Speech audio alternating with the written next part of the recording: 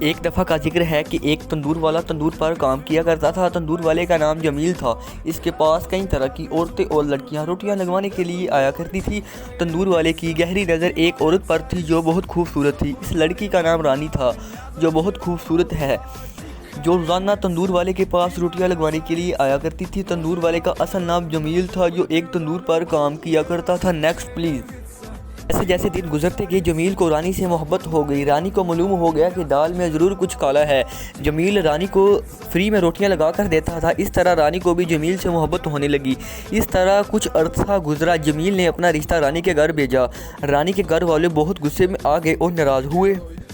بھلا کیسے ایک تندور والے کے ساتھ اپنی لڑکی کا رشتہ طے کر سکتے ہیں؟ رانی کے باپ کو بہت غصہ آیا۔ اس نے یہ رشتے سے انکار کر دیا، جس پر جمیل کے رانی کو باپ پر بہت غصہ آیا۔ جمیل گھر واپس آ گیا اور سوچنے لگا کہ اب کیا ہوگا۔ ادھر رانی بھی بہت پریشان تھی۔ رانی کے باپ نے رانی کو باہر جانے سے منع کر دیا۔ اس طرح یوں دن گزر گئے۔ جمیل رانی کو چوری رات کے گھر آیا اور رانی کو بھگا کر لے گیا۔ اگتے ہی گھر میں بہت شور شرابہ ہوا۔ گلی اور محلے میں بھی رانی کے گھر والے بدنامی ہوئی۔ جمیل کا جو تندور چل رہا تھا آج سے وہ بھی بند ہو گیا۔ اس طرح دونوں نے محبت کی شادی کر لی اور خوشی خوشی اپنے گھر میں رہنے لگے۔ 2-3 سال بعد جمیل اور رانی کے بچے بھی ہوئے۔ اب جمیل کا کوئی بھی کاروبار نہیں تھا۔ رانی غربت کی چکی میں پس رہی تھی۔ جمیل دن کو کام کرتا اور اس کی بیوی دن کے وقت آپ سمجھ گئے ہوں گے کیا ہوگا۔ بھوک اور لالچ کی حبس نے رانی کو جسم بیچنے پر مجبور کر دیا۔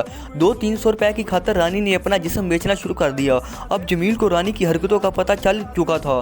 جمیل اب سب کچھ جان چکا تھا۔ جمیل نے جان بوجھ کر کام سے چھٹی کی تاکہ اپنی بیوی کی خبر لے سکوں۔ رانی آج بہت پریشان تھی کہ جمیل تو آج گھر ہے، جو بھی میرے پاس آئے گا جمیل کو فوراً پتہ چل جائے گا۔ جمیل کو اپنی آنکھوں سے دیکھے سب کچھ حقیقت پتہ چل گئی تھی۔ جمیل نے اپنی عزت کی خاطر رانی کو فوراً طلاق دے دی۔ اب رانی نہ تو گھر کی رہی اور نہ ہی باہر کی۔ جمیل خود اپنے بچوں کو نہر کے کنارے لے گیا۔ وہاں انہوں نے نہر میں چھلانگ لگا دی اور خودکشی کر لی۔ اس طرح رانی در بدر کی ٹھوکریں کھاتی رہی۔ ان دونوں کی زندگی برباد ہو گئی۔ اس لیے کہتے ہیں کہ پسند کی شادی نہیں کرنی چاہیے۔ جہاں ماں باپ راضی ہو وہاں کرنی چاہیے۔ اوکے، شکریہ۔ کمنٹ میں ضرور بتائیے کیسی لگی یہ کہانی۔